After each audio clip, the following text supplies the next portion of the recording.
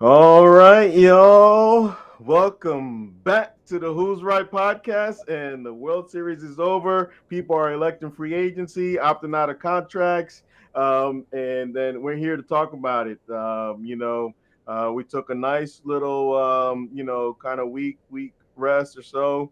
And we're back at it.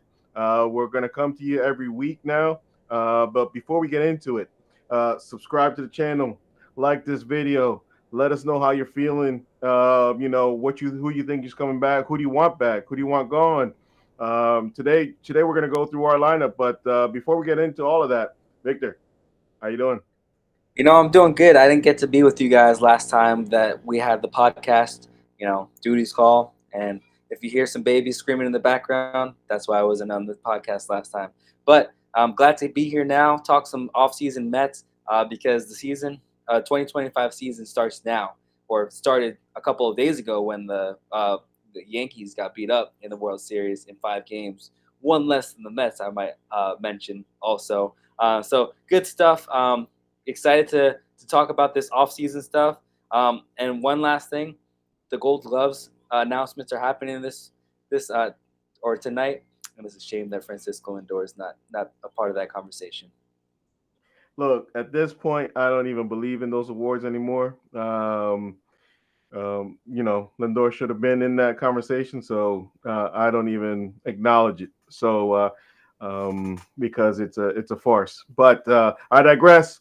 Let's talk about the Mets free agents. Let's talk about who we want back, who you know who we don't want back. But let's first start with the free agents, right? We got um, Pete's a free agent officially, right? Manaya opted out, as we all thought he was going to. Luis Severino, Jose Quintana, Bader, Rayleigh, Martinez, Ottavino, Drew Smith, Iglesias, and Winker. All are free agents. And, we're going to talk about one by one all those guys and we're going to start with, we're going to go from the top, from the bottom up. Jesse Winker. Jesse Winker, started off rocky when he first got traded to the Mets, but I think finished well and finished typical Jesse Winker fashion. I think he's a guy that's a useful piece, but there's caveats for him to return, right? I believe that depending on what happens on who we sign, we're not going to talk about other teams' free agents just yet, but depending on who we sign, I'll just mention Soto just for a little bit. If we sign Soto, I think having Winker is a little bit. I don't think he'll fit the bench because we're going to have Marte on the bench, and we'll get into Marte later on in the show. But what are your thoughts on Jesse Winker? Yeah, there's a lot of talk about him coming back as a platoon left-handed bat, and like you said, Soto is going to be a Met come this time at the start of the season, and that's going to be our left-handed bat. And at the end of the day, there's not much need for a guy that you need to DH, right, and come off the bench left-handed. I truly believe that you can find that in the minor leagues with some guys that are ready. We've talked about. I think this is a Brett Beatty podcast. We've talked about his potential, and I think he's going to probably get a shot in the spring training to be that left-handed platoon. And I think that the Mets would much rather spend in other areas. Obviously, we know what's failed us this past year. A lot of it had to do with pitching, um, but to add another bat like Jesse Winker just doesn't seem necessary to me. I've heard the argument before of he's a vibes kind of guy, and he brings the electricity to New York. And although that is true, and I agree with it, I think that that's not something that you need to go out and pay for. You established that this year. You just need to carry it over with the guys. You need to continue to have the momentum that you built. And we'll talk about some other guys that can have that option, that can play some defense and still provide some vibes for the clubhouse. But Jesse Winker loved what he was able to do. I think a lot of people get high off of what he was able to do in the postseason, but forget about his latter half of the 2024 season, where everyone wanted or was calling that a horrible trade at the time. So Jesse Winker, I wish him well with whatever organization he's with next year, and maybe that's another trade deadline acquisition that we make in the future. Yeah, and that's the question. It depends what the who we sign, right? And his I think his Met career will depend on who we sign in the offseason. We want him back, but it all depends on the makeup of this team. Because I agree with you, he is a vibes guy. He's a guy that gives a little bit of attitude to the team. And you need guys like that on the team to get you a little pumped up and get the spark going and be feisty with other teams. And him being on our team means that he's not doing it against us. So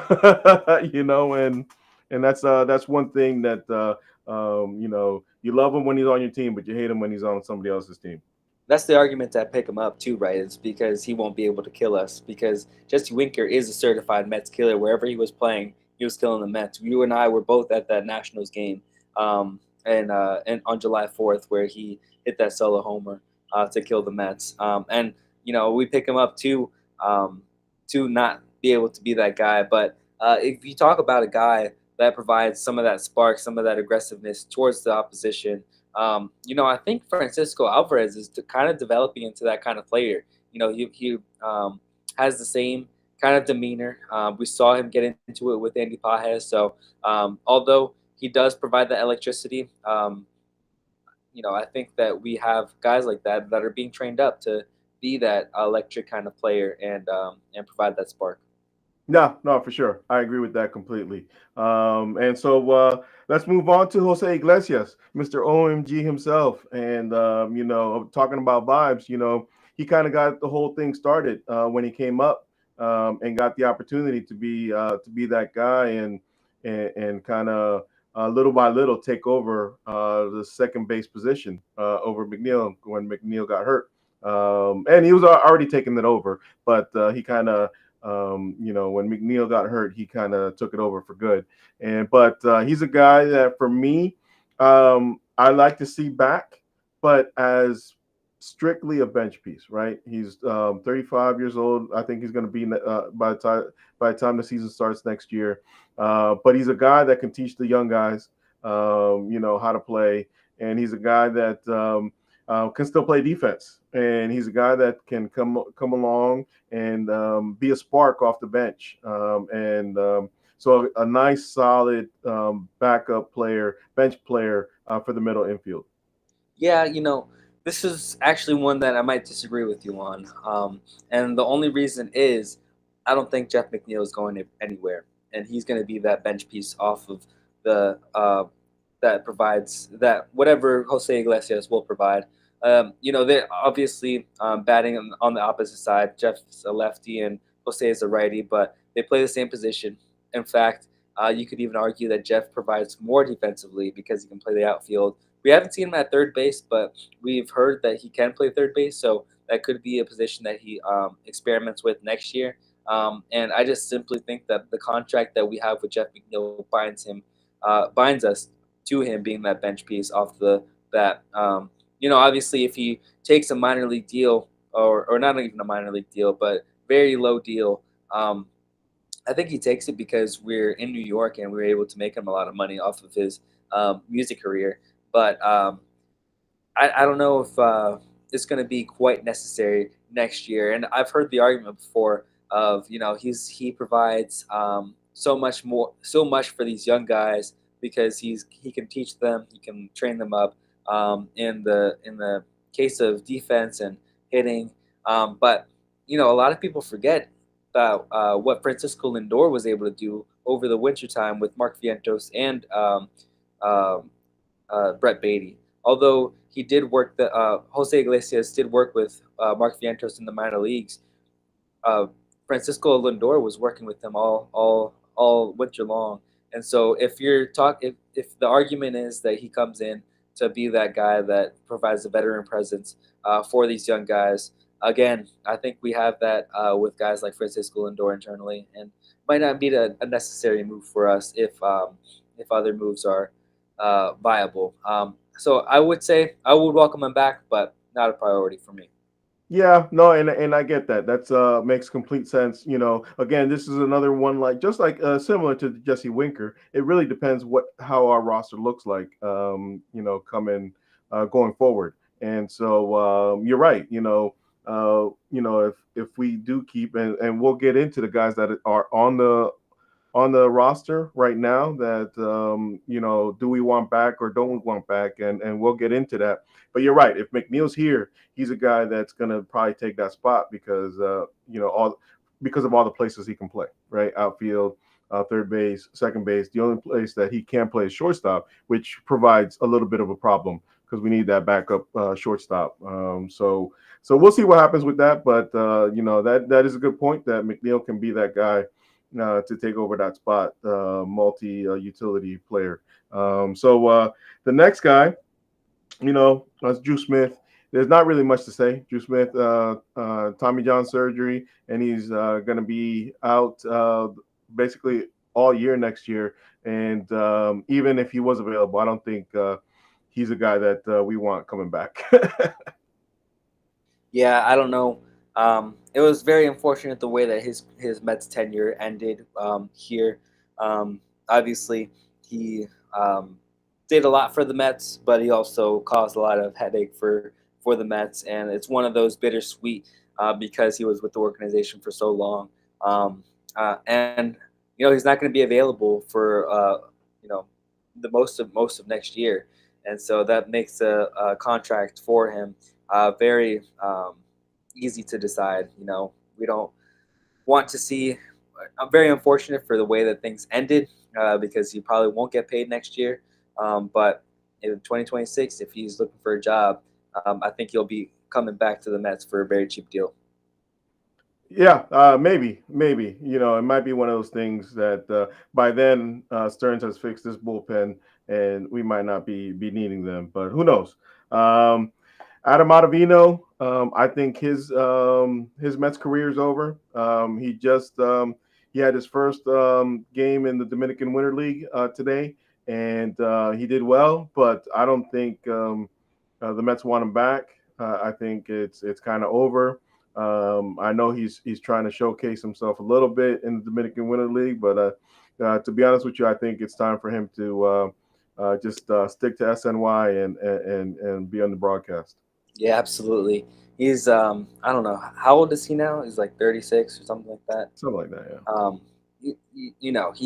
He's getting to that age where he's just not worth being on a major league roster. Very much like JD Martinez, who we'll talk about later, where he kind of showed his age this year, and a lot of people will like to point to the numbers that he had this year, but I'll remind you, he did not pitch much in high leverage situations. He was very low leverage. Mendoza pitched him out there when the game was either out of hand or out of hand, and he only came into situations where he couldn't completely blow the game because he did blow a lot of games this year. And so, unfortunate for him for if this is the end of his career, but I do think someone else picks him up because he is a veteran pitcher. Maybe he goes back to the Yankees and provides some sort of pitching arm for them. But with what Stearns is building here in New York, a guy like Ottavino might have pitched his last. Yeah, no, for sure, absolutely. So next guy on the list is JD Martinez, and this is the guy. This is kind of I told you so, and a guy that provided some a little bit for us, right? He's a guy that this is what we are afraid of. What happened towards the end of the season is that Father Time, catches up, right? And this is one of those things that I think we saw it. This is one of the reasons why I was clamoring not to sign him. Is that when was it going to be the year that hits the wall? And this was the year. And I don't think he has much left now, if anything left. And I do think he provided some coaching for some young guys and a little bit of an attitude for the clubhouse, right? Of let's just go out there and play kind of attitude. And I think he did help. He was a veteran presence and kind of helped us through some things because he is also part of when we started to lift off. Him, um, Iglesias, and Lindor kind of took that mantle. Lindor leading the way, but those guys contributed to that. And and we just saw him get old right in front of us, right? And so obviously we don't see him coming back, but you know, it's one of those "I told you so" kind of moments.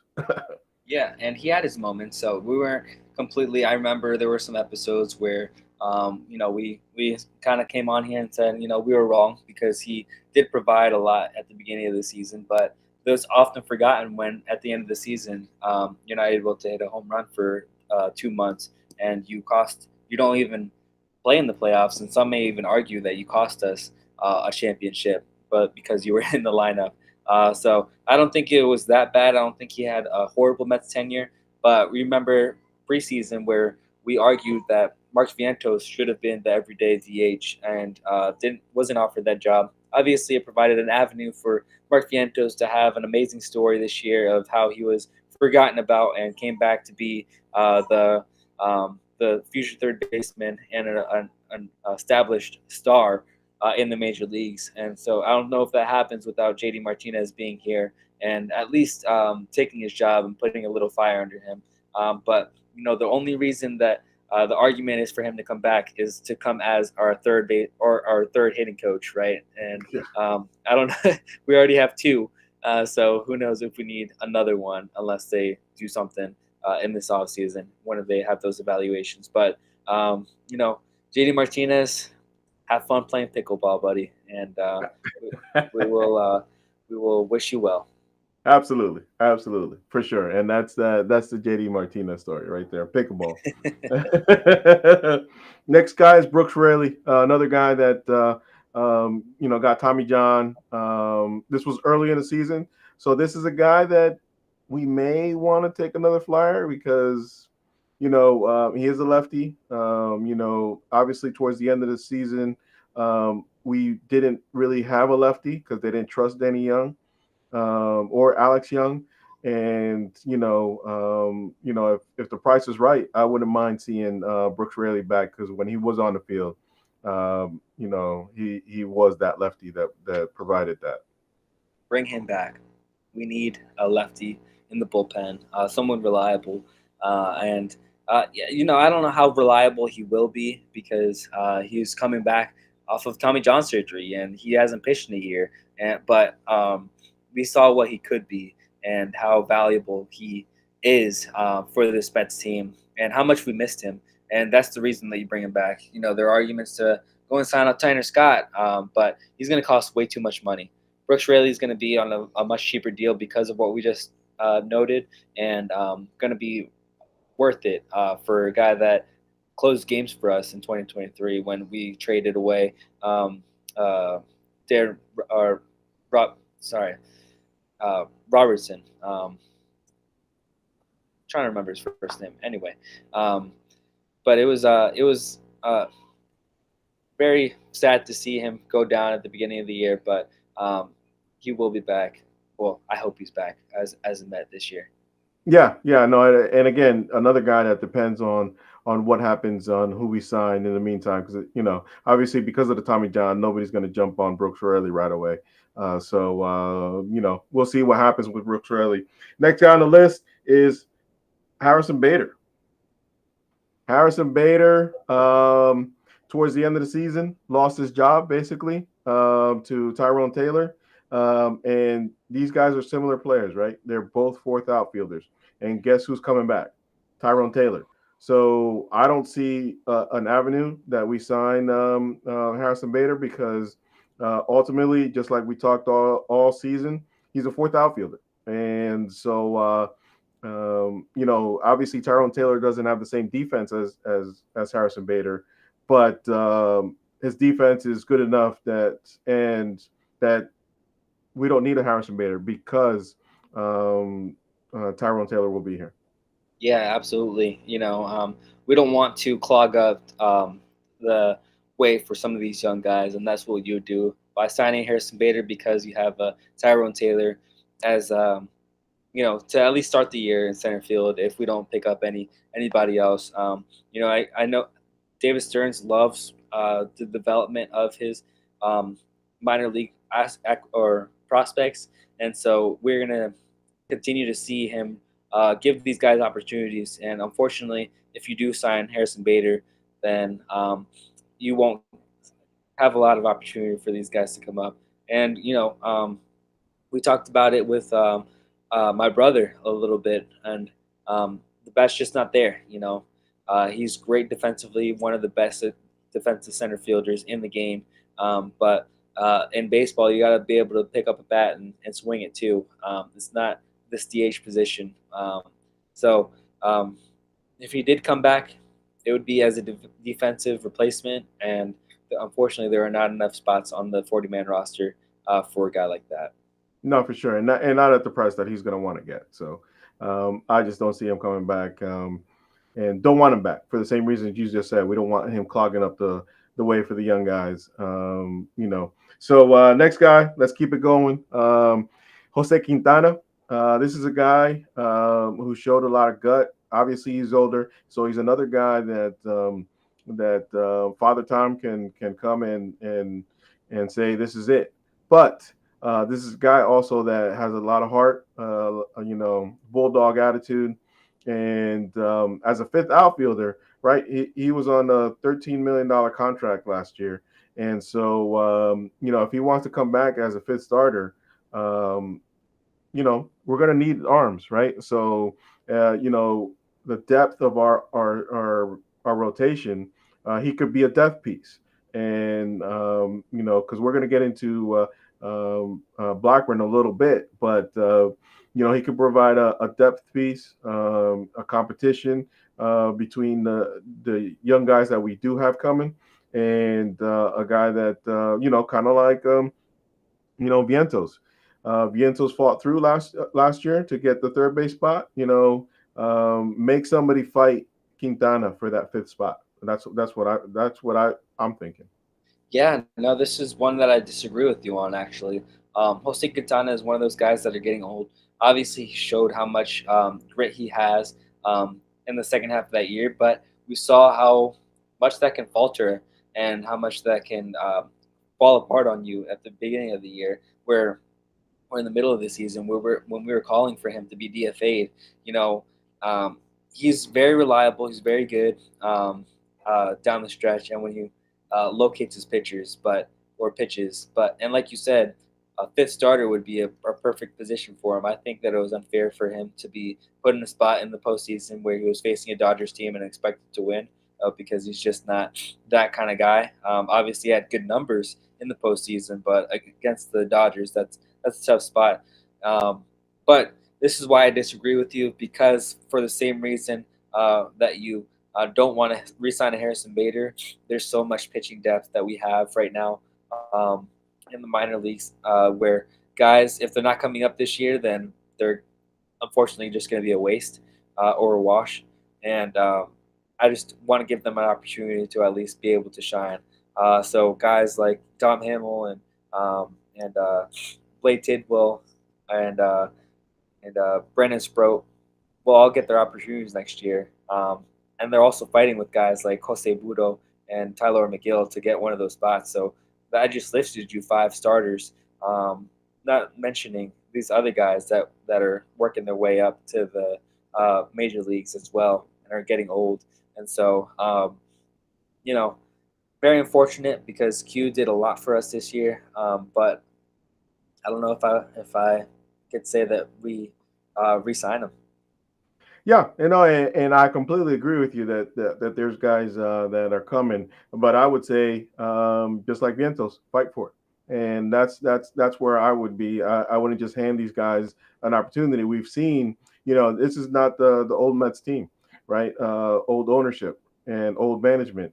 They've shown that if the guy's not producing, they're gone. So I would have him fight for it. I would have those guys fight for it because Budo was in the starting rotation in the beginning of the year and he lost it. As much as I want to see Budo in the starting rotation, it doesn't mean he's going to win it. So that's what I want to see. I want to see them fight for it. And at $13 million, $10 million, I don't know how much it would be. I wouldn't mind seeing that flyer.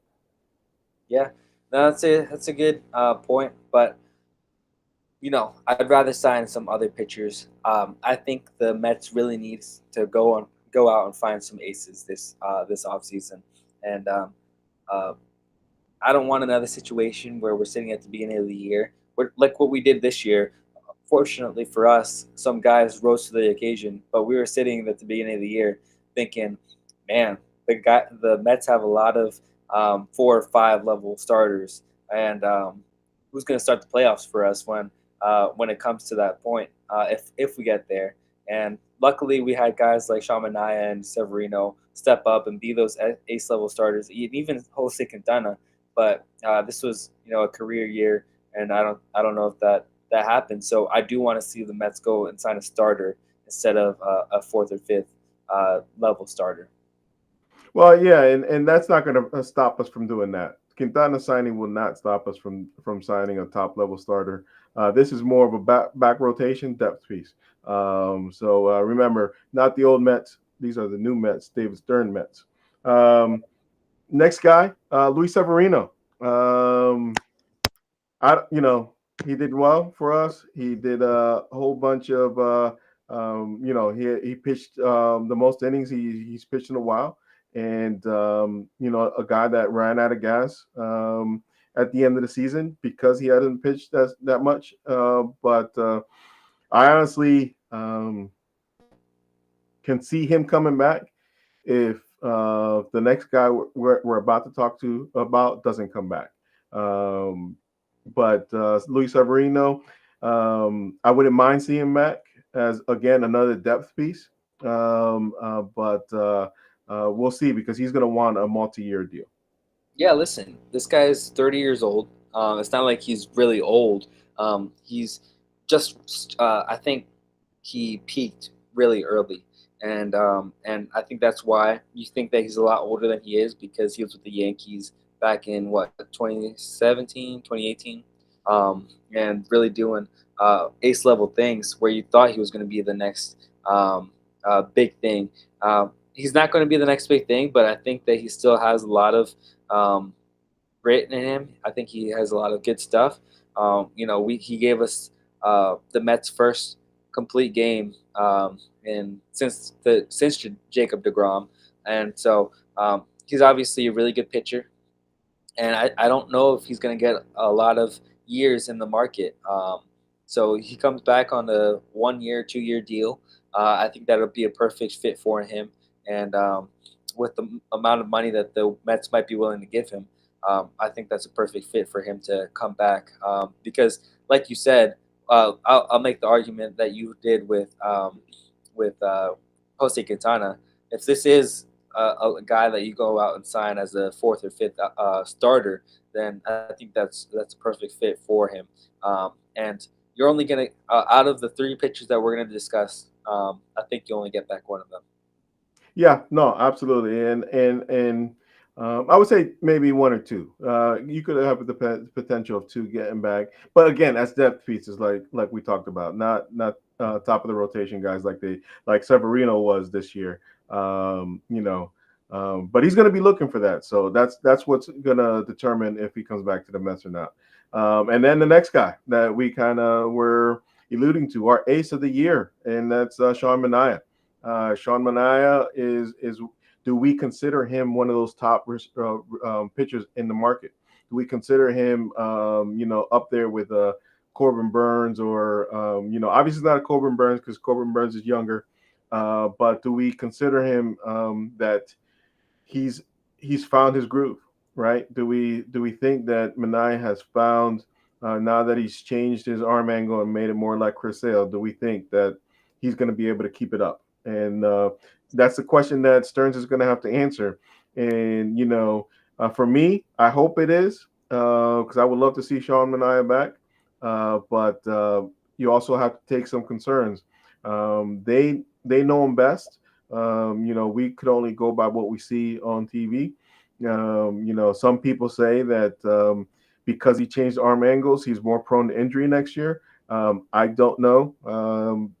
They're the ones that are going to have to answer to that. But if that's the case, I don't want him send him back. But if it's a case that he can stay healthy, I would love to see him back.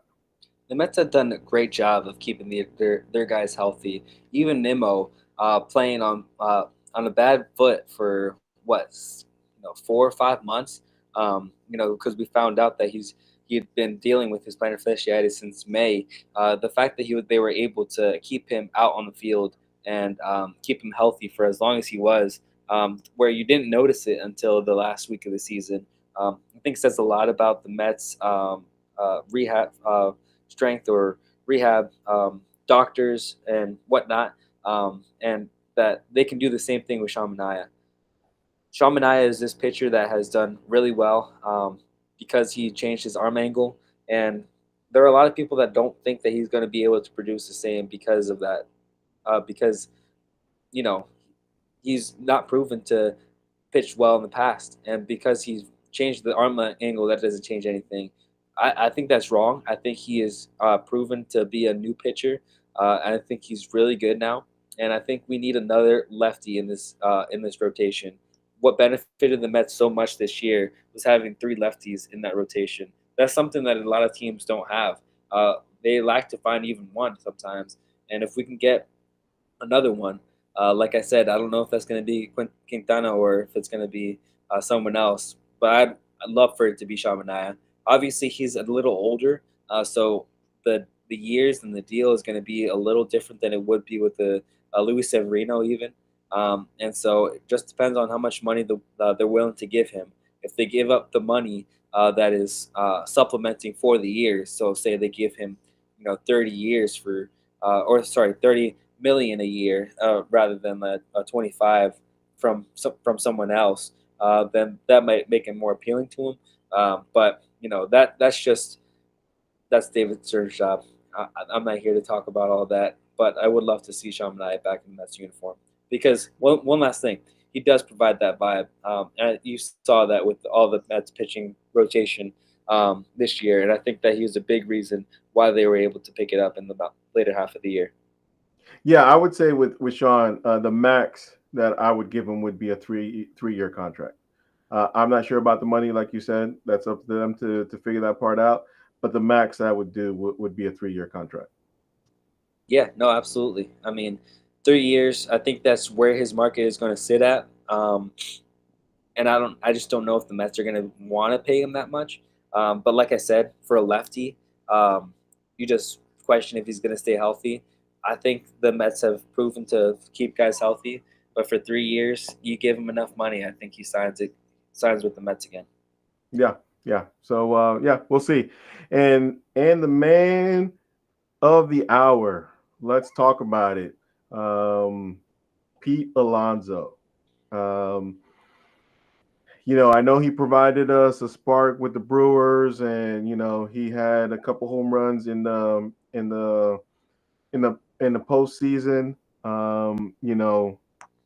I personally love Pete, but I just don't think that he fits this ball club as much as other people do.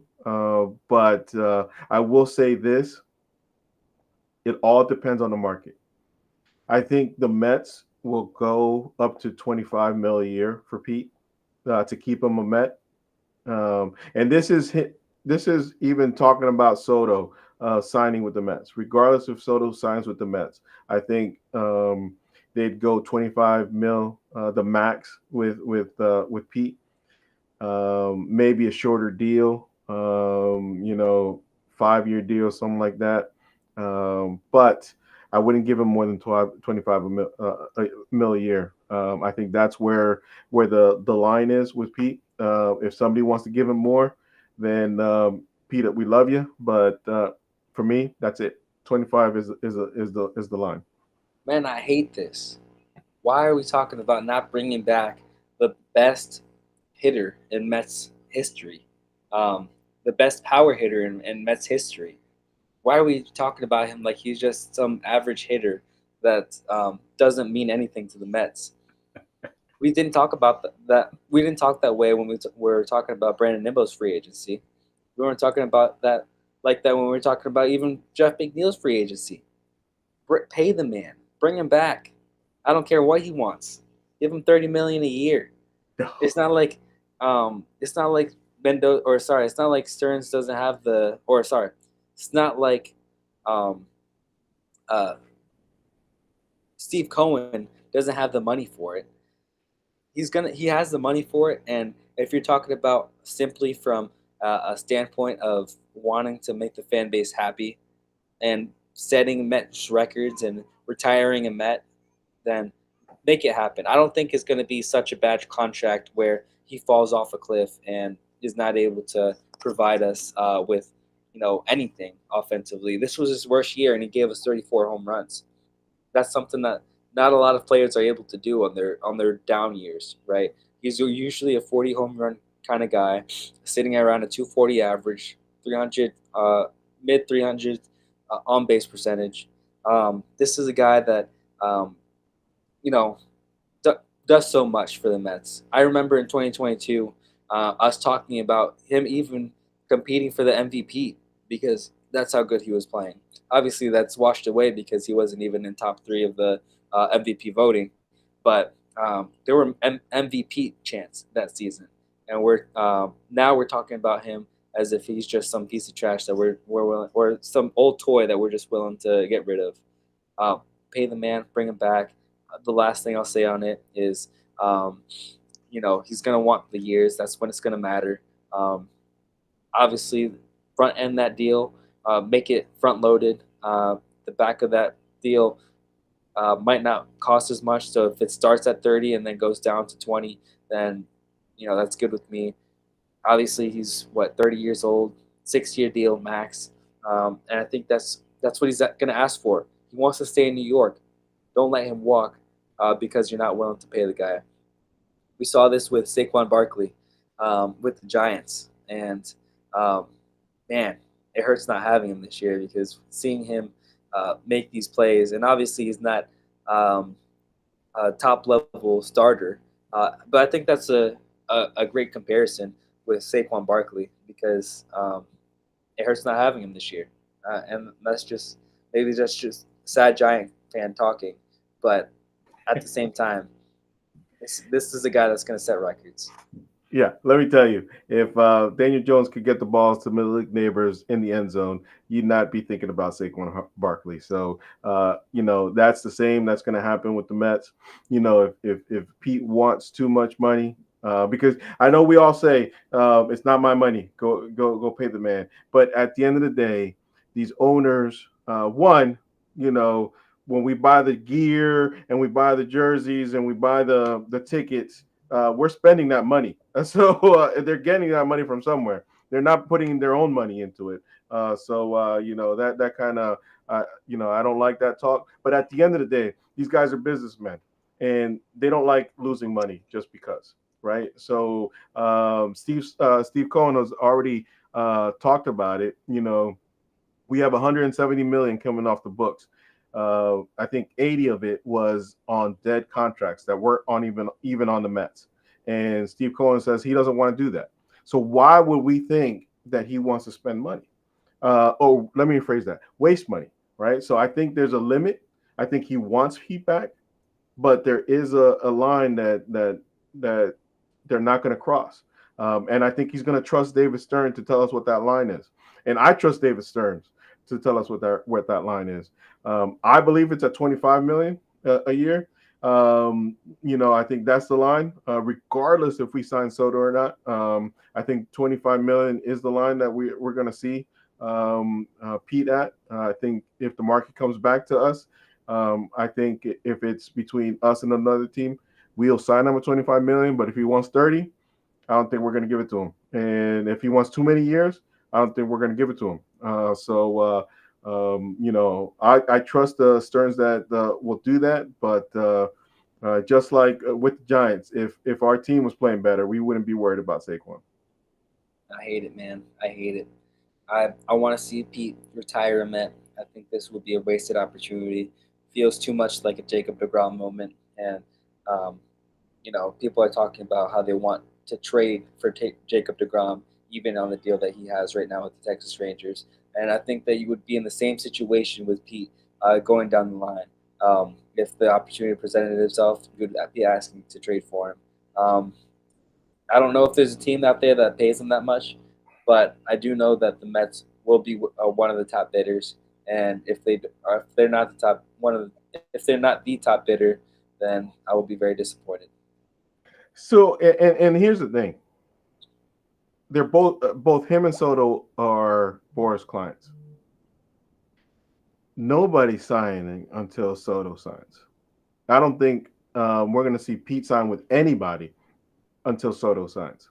So until that domino falls, the market's not going to move. You might see some level of small moves, like you saw Michael Waka resign with the Royals today. He loved it in Kansas City, so he re-signed with the Royals, but they had that exclusive time to talk to him and get a deal done, and he liked his time there. And so unless you have a situation like that, kind of like a couple years ago, we did with Diaz, that we had that time period to work out a contract. And we already know that Soto's going to hit the open market, and we already know Pete's going to hit the open market, and they're both Boris clients, and we're not going to see any movement until Soto signs. Yeah, So we'll talk about Juan Soto in the future. You know, Obviously it's probably not going to happen until he signs. But this is one of those things that they're not mutually exclusive. You don't have to sign one or the other. You can go and sign both, and I think that just deepens your team. Imagine a team with Francisco Lindor, Juan Soto, Mark Vientos, Pete Alonso, Brandon Nimmo batting fifth. Brandon Nimmo batting fifth. Then you go down the line with these young guys, Francisco Alvarez, and all these guys that are providing such a crucial role to this team. Deepening the lineup past the sixth man, and then having other guys that'll contribute, getting it down to nine. We saw how much that matters. And for teams like the Dodgers, money didn't matter. They went and signed two top free agents this offseason, not thinking about the money at all. And I think that's where the Mets need to be. Go get yourself the two top free agents in this draft class, in this free agency. And guess what? They're not even the top two. Obviously, Juan Soto is number one, but Pete Alonso is like seven on the big boards for a lot of these teams that are looking for big bats, and that shocks me. So the fact that he's being so undervalued because of the season that he had just makes it so much more important for us to go and sign Pete Alonso this offseason. yeah, no, I mean, we'll see. Again, for me, there's a number, and we'll see if we pass it. But I want to say it first here. If Pete doesn't come back, I'm not one that says Vientos to first base, because I think he's earned a shot to keep his third base shot, his third base job, because he plays an adequate third base. He's an average player over there, and he has a gun, and with the bat, he's earned to stay there. Um, how about Brett Beatty at first base? I don't know, man. I mean, he plays really good defense. He's got a really good glove, but he hasn't proven himself in the at the plate yet, and that's gonna be the thing. He's got to compete in the spring training. I think he will. We were talking about a time. I remember when we had Brandon and one of our friends of the NL East podcast talking about how Brett Beatty was a problem, about if this is the real thing, and how we said he's not out of the woods yet. Pump the brakes, but man, he's good. Uh, Brett Beatty's good. Um, I hope that he gets an opportunity next year because I think he can plug in a hole at second base if we need to even. And obviously, there's going to be a lot of moving around with the DH position next year. It's not going to be a set guy in stone. We saw how much that hurt the Mets this year, having a guy that really just wasted away because of that.